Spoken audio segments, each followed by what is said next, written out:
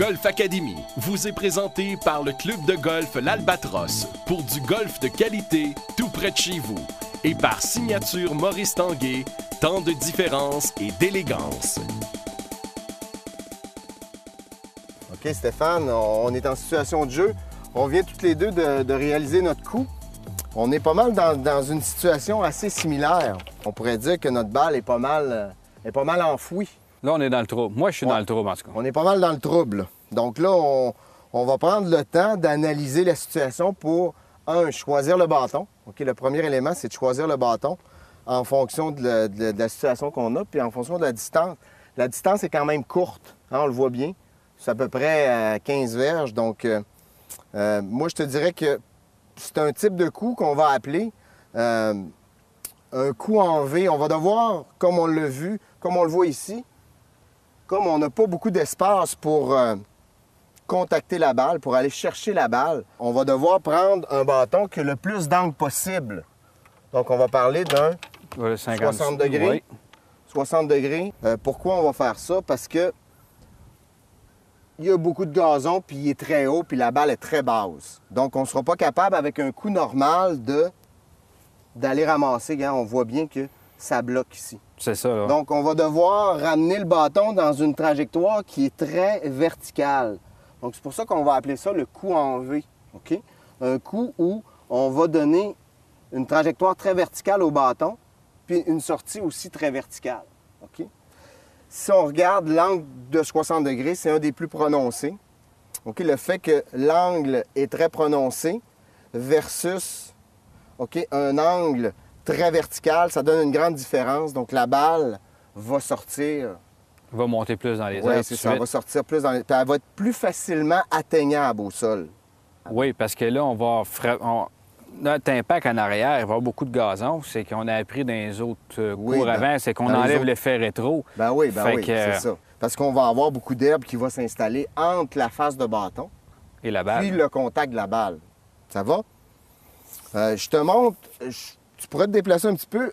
Avant d'exécuter nos coups, je vais te montrer comment on va le faire ensemble, OK? OK. La première chose, on le fait comme d'habitude, c'est une approche.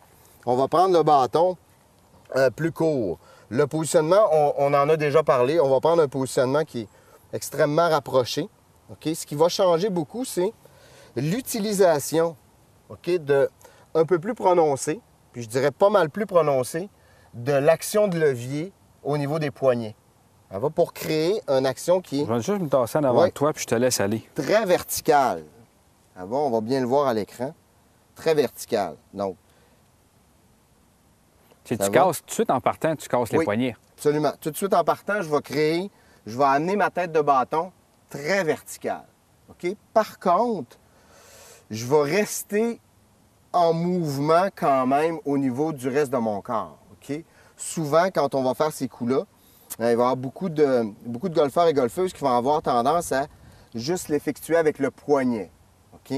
On va le faire avec le poignet, mais on va quand même rester en mouvement. On va juste créer une petite rotation. C'est ça, exactement, en fonction du coup qu'on a. Donc, si je fais le mouvement, ça va ressembler à ça. OK? Puis, je vais laisser descendre le bâton dans le gazon. J'ai bien dit laisser descendre le bâton parce que dès que je vais créer un mouvement qui est très vertical, le poids du bâton, à cette distance-là, ça va être presque assez pour aller atteindre l'objectif en rapport avec la distance. OK? C'est trop court. Donc, on n'aura pas vraiment besoin de créer une très, très grande accélération. Tu vas prendre ta position, comme d'habitude. OK?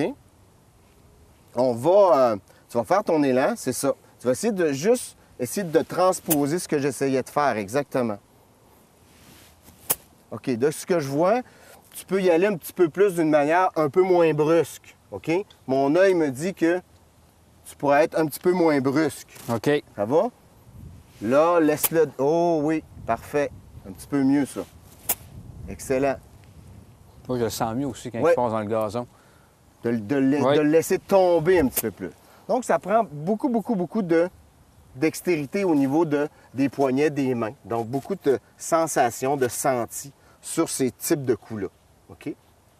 Dernière chose importante, puisque je conseillerais à tout le monde, au niveau, puis après on s'exécutera, Stéphane, c'est place-toi en position.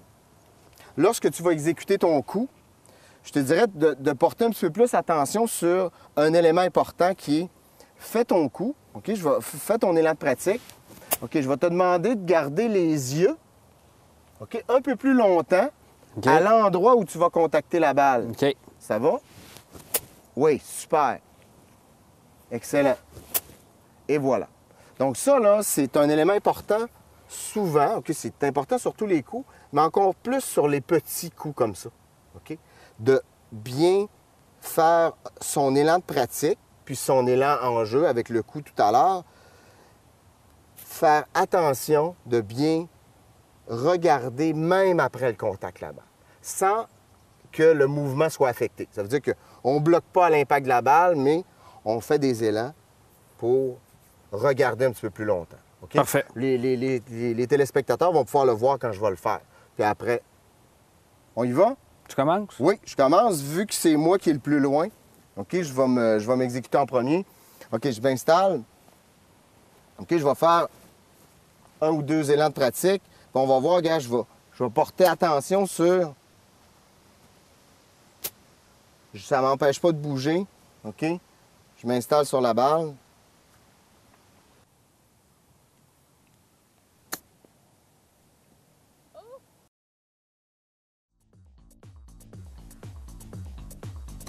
Ah oui, c'est super. Il en manquait un petit peu. Oui, il en manque un petit peu, mais quand même, c'était quand même assez bien réussi. Oui, là, c'est de la pratique. Exactement. On y va, Stéphane? Oui. À la semaine prochaine.